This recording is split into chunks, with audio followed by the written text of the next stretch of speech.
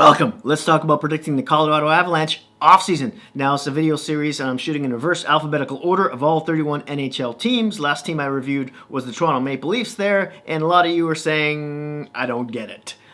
This is a one-off. I'm jumping forward to Colorado just for this video, and then I'll be going back to the proper order of things, and the next one will be the Tampa Bay Lightning. So, the cap's going to be $81.5 million next season, and maybe for a couple seasons after that too. The Colorado are sitting pretty, unlike a lot of other teams in the league, with $22 million-ish in cap space. Joe Sakic has been playing the long ball. It's like he saw this coming. Now, don't forget, after next season, they've got players like Landeskog and Grubauer and Cale Makar, the big fish, that they've got to sign. So they can't just, bathe in it or anything. Let's go position by position and talk about RFAs and UFAs, and begin with the goaltenders. Now, the only UFA is Michael Hutchinson, who's making $700,000. He's 30 years old. He had a .910 save percentage when called upon in the playoffs in 3 or 4 games. Not bad. That was better than Pavel Francouz, who had a sub-900 save percentage. He's 30 and he's making $2 million for the next 2 seasons. But he had a really good regular season. Then, of course, Grubauer, who I already mentioned, is signed for 1 more season at $3.33, etc., million. He's 28 years old. There's also goalie Adam Werner from the AHL, who had a couple cups of coffee with the team, had a .914 save percentage, and in 31 AHL games had a .909. Some goalies just do better in the bigs for some reason. I don't get it. Maybe it will be his turn next time around if they go through the same kind of war with their goaltenders going down. Let's talk about defensemen now. Starting with the UFAs. Mark Barberio, Kevin Connaughton are both left shot defensemen. They're both 30 years old, coming off of 1.4 and 1.3-ish million dollar contracts. They're depth D, 7th and 8th guys. If they want to sign for a friendly price, I think Colorado would at least keep one of them. Then the RFAs, there's 2 of them. First off, both of them have arbitration rights, by the way. The first one is Ryan Graves, who is 6'5", 220 pounds of muscle, and he's got a plus 40. What a breakout year for him. He's 25 years old, by the way, coming off a $735,000 contract. I would think that's going to go up to around $4 million-ish in that neighborhood. They're definitely going to re-sign him, obviously. And then there's Nikita Zadorov, and that one's a bit in the gray area, isn't it? I mean, he's a left shot, but he does the right side a lot. When Eric Johnson went down in the playoffs in the first game against Dallas, he was playing a lot of penalty minutes as well. He's 25 years old. He's coming off a $3.2 million contract. You would think he would be demanding close to $4 million as well. But regularly, he's a bottom-pairing guy. Now, he's a Hulkster, 6'6", 236 pounds, even bigger than Graves. And he's useful, of course, being that size, especially in the playoffs, get people out of the front of the net, that kind of thing. It's hard to replace him, even with some of their prospects. But are you going to keep a bottom-pairing defenseman for around $4 million? I don't know. Perhaps they use him as a trade piece. Because there's also, after next season, is the expansion draft. And you would think they'd want to keep players like Gerard, Graves, and Makar. Protect them, I mean.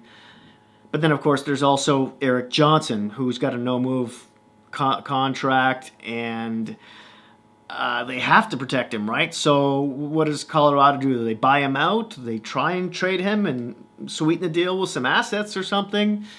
We'll see how that goes, because I don't see them giving up any 3 of those guys. And if Zadorov signs, that just adds another body that they might lose. So as opposed to if they brought in a couple of prospects who won't be eligible for the expansion draft. We'll get back to prospects and UFAs and stuff like that in trades a little bit later. Now, let's move on. Let's talk about forwards. First off, with the UFAs, Before I forget him, Colin Wilson, who's still on the IR. He's age 30, coming off a $2.6 million contract. He's plays center and left wing. I don't see them re-signing this guy. Enough said there. And then there is Matt Nieto, who is plays both wings. He's 27, coming off of just under a $2 million contract. I don't see him re-signing or them trying to re-sign him either, unless it's even for a better deal. I think there's other players that they can use, not just from the prospect pool, but some UFAs that would make a better fit. And then the other UFA is Vladislav Namstnikov, the big UFA on the forward bunch. And I'm not so sure they keep him either.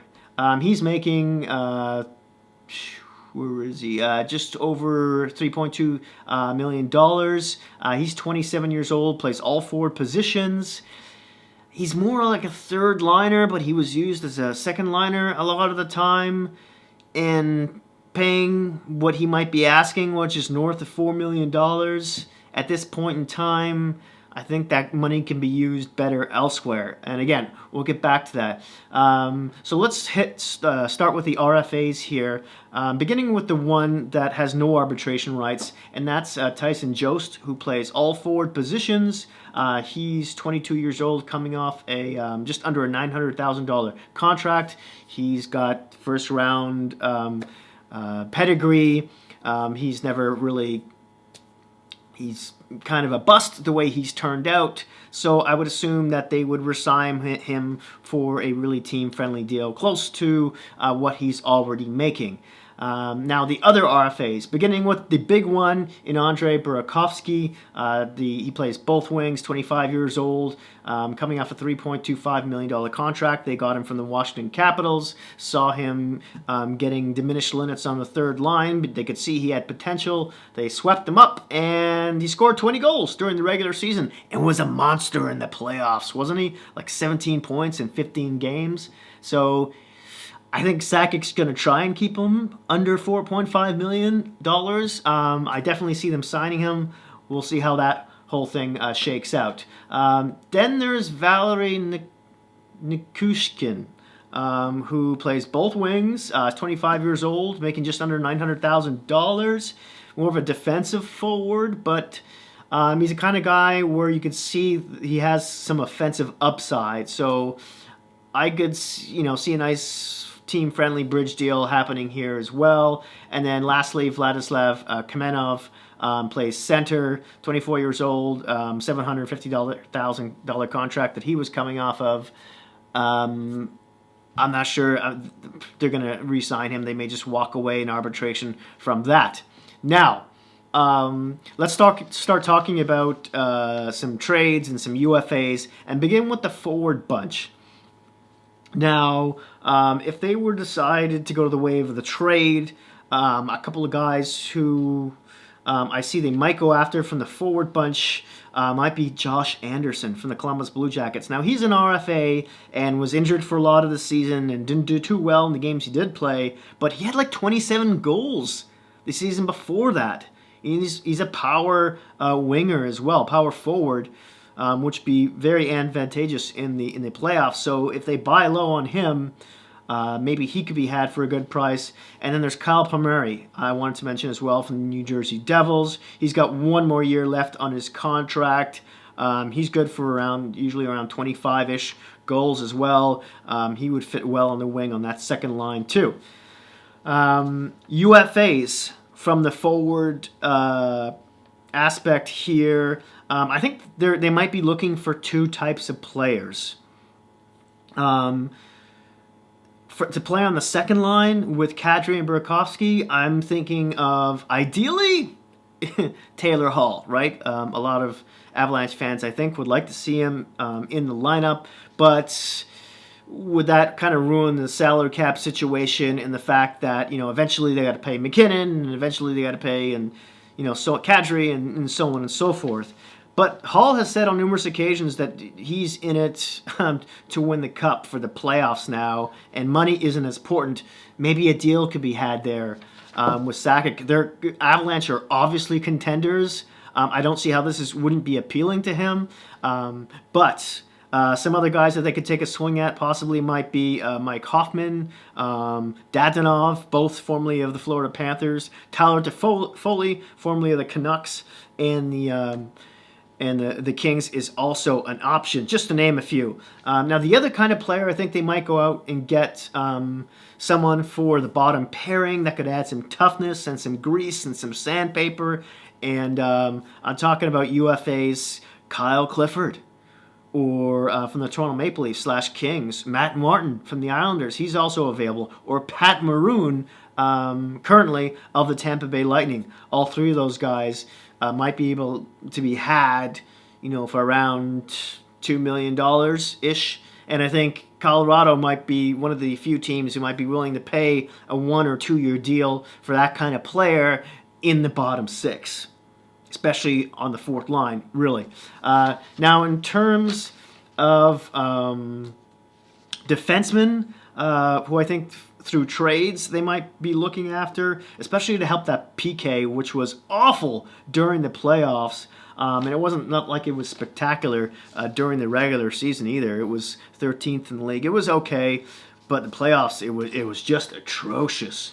They were at like a 75% clip. Just terrible. Usually you should be around 82, 83 at least. Now, if they decide to go, if they decide for a trade, which I think might be the better avenue, maybe they look at Nicholas, see if I can pronounce this properly, Hjalmarsson, of the Arizona Coyotes, who has 1 more year left on his deal at $5 million. I know he's a little old, 32, 33 years old, but he's been through the grinder with the Blackhawks when it comes to the Stanley Cup playoffs, can play defense, leads their PK. I know it didn't do well against Colorado's in that series, but still, in the bottom pairing position, and, to lead the PK, he could be perfect for them for just that 1 year. When it comes to UFAs, I don't know. The only guys that I see they wouldn't have to sign to a long contract there, that would be bottom pairing and for a reasonable price, might be very old players like Andy Green or Ron Hainsey. Green from the Islanders, of course, Hainsey currently of the Senators, who are very familiar with the PK. They excel at it, and would be great for the youngsters to be around them as well. Now, speaking of youngsters, let's move on to prospects real quick here, and let's start with the forward bunch. Some guys who may jump into the lineup next season, and I'm talking about Martin Kaut, who is ranked 5th by the Hockey News on Colorado's prospect list, 87th overall in the NHL. He's a right wing, about 20 years old, 6'2", 280 pounds. Look for him to try and crack the lineup this season. I could see a spot on the third line at the very least for him. There's also Logan O'Connor, who did spend some time with the team this season as well. He's 23 years old, 6 foot, 175 pounds. He's been playing in the AHL, another right wing. He may be more of a staple for next season as well, depending on who they don't get through trade or sign as a UFA. Now, from the defensive side of things, Alex Newhook. There's also him, but I think Colorado would rather him marinate for 1 more year before they bring him up to the team. But again, at training camp, you never know. He's 19, by the way, 5'11", 193 pounds, traditionally a center. The defenseman, starting off with Bowen Byram, of course, number 1 prospect, not just ranked on their team, but throughout the league by the Hockey News again. He's 6'1", is 18, 19 years old.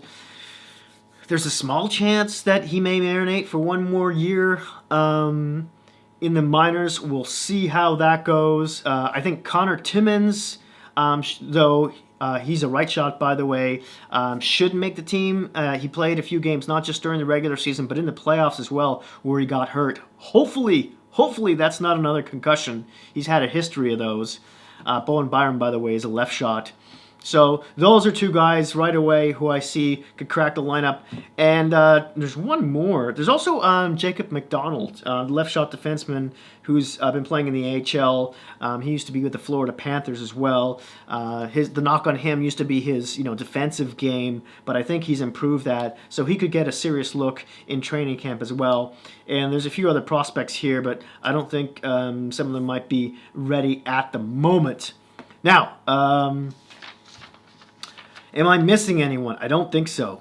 I think we're good. Oh my God. I hit all the markers here. Colorado Avalanche fans, I would love to hear from you, especially down in the comments section below.